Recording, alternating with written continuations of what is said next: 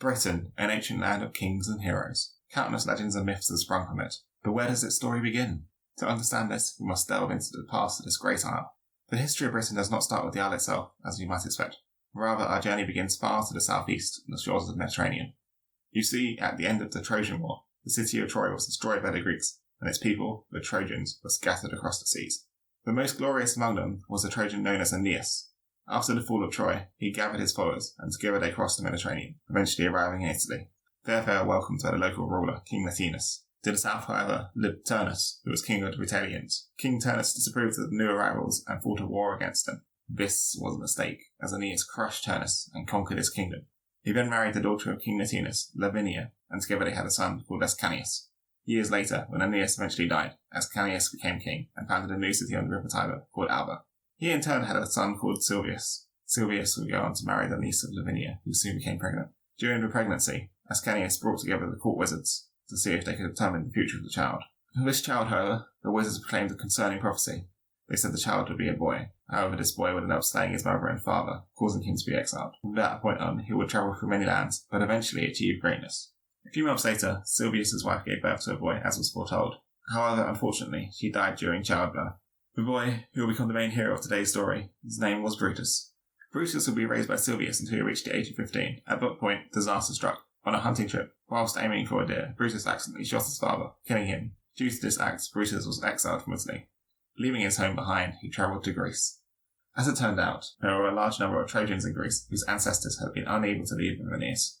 Now most of them were enslaved under King Brutus of the Greeks. This upset Brutus, but there was little he could do for the time being. He instead spent several years in Greece working as a mercenary, and became known throughout the land as an extremely skilled warrior. Trojans began to flock to him, calling for him to free them from slavery. At this point, there were around 7,000 able-bodied Trojans in Greece who could fight. Brutus, however, decided to bide his time and wait for an opportunity. This opportunity came when he met a Greek noble named Assaracus. Assaracus was born of a Trojan mother and Greek father, and the man was favourable to the Trojan cause. His half-brother, a full-blooded Greek who hated Assaracus due to his Trojan heritage, was trying to deprive him of 3 castles, which were rightfully his inheritance. The brother achieved the support of King Brutus and gathered an army to defeat Assaracus and claim the castles. Assaracus called Brutus to arms, and he accepted. He declared himself Duke of the Trojans, and called them all together to garrison one of the fortresses controlled by Assaracus, which was known as Spartinium.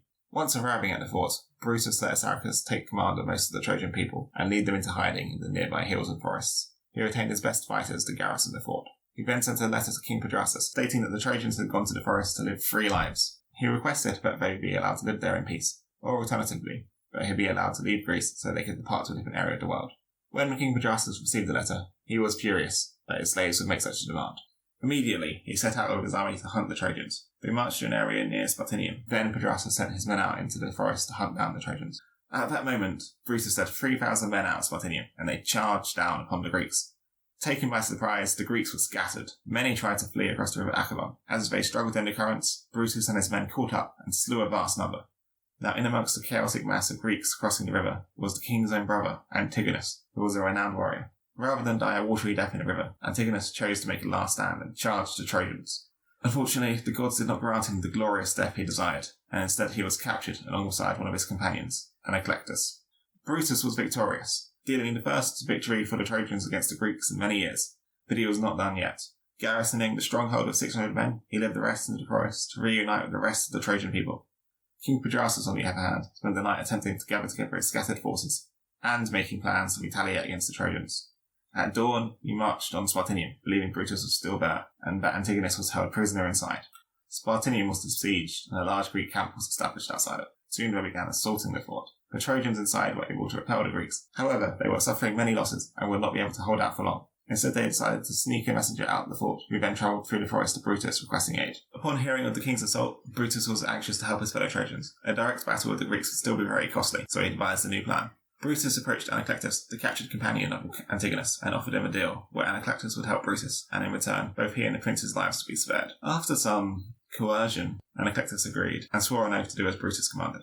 That night, Anaclectus went to the camp of the Greeks, pretending to be in a joyful mood. Speaking to the guards on duty, he claimed that he had escaped from Brutus's camp, and that Antigonus had also escaped, but he was still shackled, and so could not travel far. Anaclectus had left him hidden in the forest while he went to get help. At first, the guards were skeptical, but then one of them recognised him and saluted. They agreed to follow Anacletus. The Greek noble led the guards deep into the forest and directly into an ambush which had been set by Brutus. They were all slaughtered. With the guards dealt with, the way was open for Brutus to strike at the Greek camp. Dividing his army into 3 groups, they approached the now unguarded camp from different directions and slowly began to infiltrate it. Once all the Trojans were in position, Brutus blew his horn to sound the attack. With the signal given, the Trojans rushed into the tents of the sleeping Greeks and slew them where they lay. Some of the Greeks were woken up by the noise and desperately attempted to mount a resistance with little success. Hearing the sounds of fighting outside, the Trojans within the fort sallied out to join the fight. While the fighting was going on, Brutus personally led a detachment to secure the royal tent. There he captured the Greek king, taking him prisoner but forbidding anyone from harming him. The fighting continued throughout the night, but by daybreak, it was clear that the battle had been a decisive Trojan victory. The surviving Greeks had either fled or been taken prisoner. Brutus had ordered that the loot from the battle was to be taken into the castle and distributed among the men. Once this was completed, he re-garrisoned the fort and headed out into the forest to reunite with the main Trojan population and celebrate his victory. Later he summoned the Trojan elders to a special council where they would discuss what to do with the captured king Brutus. The discussion went on a long time, with much debate between the elders. Many of them believed they should demand part of Greece to be given over to the Trojans and then to take as their new home. This wasn't a popular opinion until an elder known as Mythic spoke up. Mythic told them that if they were to take a section of Greece for themselves, they would never know peace. Many Greeks had died in the battle today, and one day the sons of those slain men would come of age.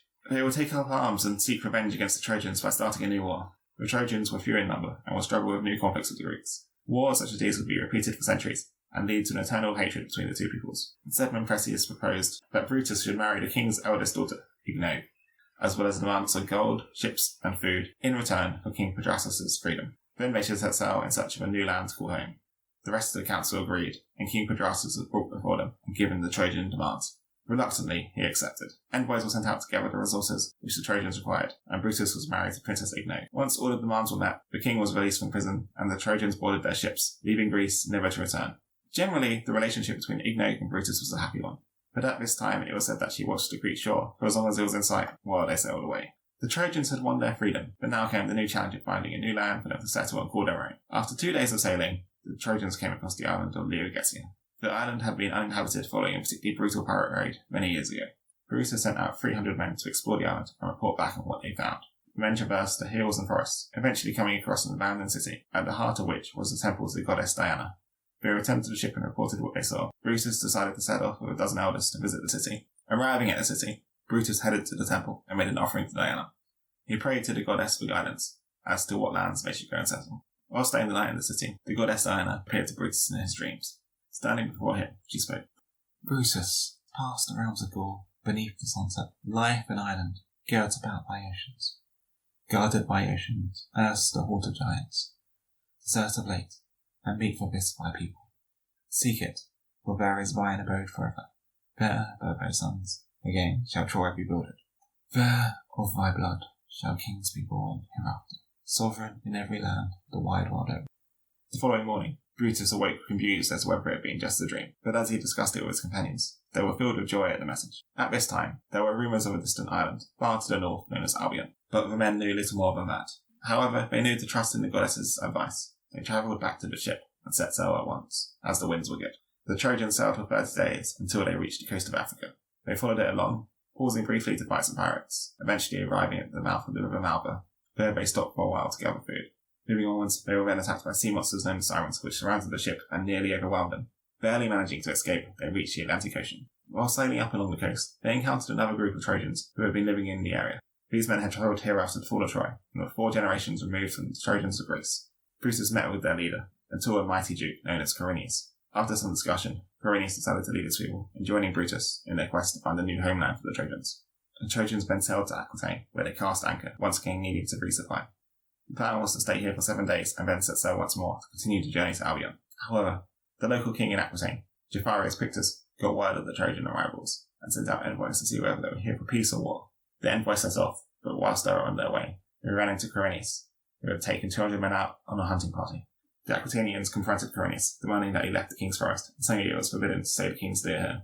Quirinius refused, disgusted by the demands. At that moment, one of the Aquitanians, a man known as Imbert, stepped forward and fired an arrow at Quirinius. Quirinius dodged the arrow and immediately rushed forwards, slaying Imbert where he stood. At this, the rest of the Aquitanians fled and reported the death of Imbert to their king. King Geoffrey was furious and declared war upon the Trojans. He marched out with his army to confront them. When word of what happened with Bucranius reached Brutus, he realised what was coming and reorganised the people into an army. The women and children were left behind on the ships, but the men marched out to fight their new enemy. When the two sides met, the battle began immediately. The fighting was fierce, and neither side was willing to give ground. This continued for several hours until Bucranius called his men to him and personally led a charge into the right side of the enemy, breaking through their ranks. Bucranius lost his sword amidst the fighting and had to make do with a battle axe as he looted from a slain Aquitanian. As he fought on, the enemy began to lose hope and began to flee from the battle. Bucranius shouted them down, calling the Aquitanians shameful cowards. At this, one of the enemy earls, a man named Sabardus, decided to turn around and lead his 300 men to keep on fighting. However, Bucranius personally slew Sabardus, slicing the man in half with his new battle axe before moving on to kill many more men. A little while later, the Aquitanian army was fully routed. It was a clear Trojan victory. Geoffrey and his remaining men fled and retreated deeper into Gaul. Brutus led the Trojans in pursuit to press their advantage. Now at this point in time, there were 12 other kings in Gaul, and Geoffrey sought their help. Whilst this was going on, the Trojans proceeded to loot and ransack their way through the country. Eventually the Gauls managed to gather their forces and marched on the Trojan camp. When they got there, Brutus led his forces out of the camp to fight the Gauls head on. But they were greatly outnumbered compared to the combined strength of the 12 Gallic kings, and so he was forced to retreat back inside the fortified camp. The Gauls then laid siege to the camp. That night, Brutus and Bucranius had a discussion and agreed upon a plan. Whilst the Trojans had camped on this hill, they had discovered the narrow byway, which would allow some men to slip out of the camp undetected. Therefore, Bucranius led a small group of his men out this way. At dawn, Brutus led a sortie out of the camp and attacked the Gauls head on. The fighting was fierce, with both sides suffering many losses. It was said that Brutus' own nephew, Turnus, was slain at the battle, but not before taking down many Gauls first. Once the fighting was at its thickest, Bucranius emerged from where he and his men had been hiding, in the forest, and charged into the rear of the Gallic army. The Gauls, believing Bucranius had many more men with him than he actually did, broke ranks and began to flee. The day was won. Brutus was thankful for his victory, but also became increasingly worried. The Trojans had suffered heavy losses, whilst more men were pouring in from all over Gaul to bolster the enemy forces. He decided that they had done enough for now, and led the Trojans back to their ships with all the treasure they had looted from Gaul. The Trojans set sail, and with good winds they reached Albion. They landed at a place which will one day be known as the village of Totnes. At this point in time, Albion was uninhabited, except for a few giants. The land was abundant. The rivers were filled with fish, and the forests were full of deer. It was the perfect place for them. The Trojans disembarked and began to settle the new land, pushing the giants back when they encountered them. The giants were eventually forced to retreat to live in caverns within the mountains. Then came the decision of how to divide up this new land among the Trojans. Brutus set up a system where people would draw lots to decide what would be theirs. Through the lots, Bucranius received the southwest corner of the island, near where they had first landed. He decided to name the place Cornwall after himself. His followers settled that part of the land and became known as Cornishmen. Similarly, Brutus decided to rename the whole island after himself, and so the island became known from that point on as Britain. The people of the island were no longer known as Trojans, but as Britons. One day, while holding a festival in honour of the gods, Brutus and his companions were attacked by the mightiest of giants, one known as Gomegot.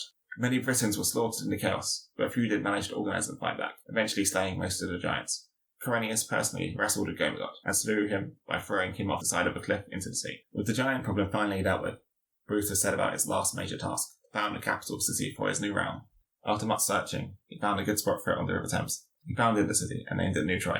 Over time, this name would be corrupted to Trinobanton. Although Brutus lived millennia ago, in the foggy depths of history, you can still see his influence today. At Totnes, you can stand on the very stone where Brutus first stepped when he first landed in Britain. Likewise, in modern-day London, you can find the London Stone, which Brutus laid down during the founding of New Troy. I hope you enjoyed this story. Come back next time to find out what happens next in the story of the Britons. Until then, farewell.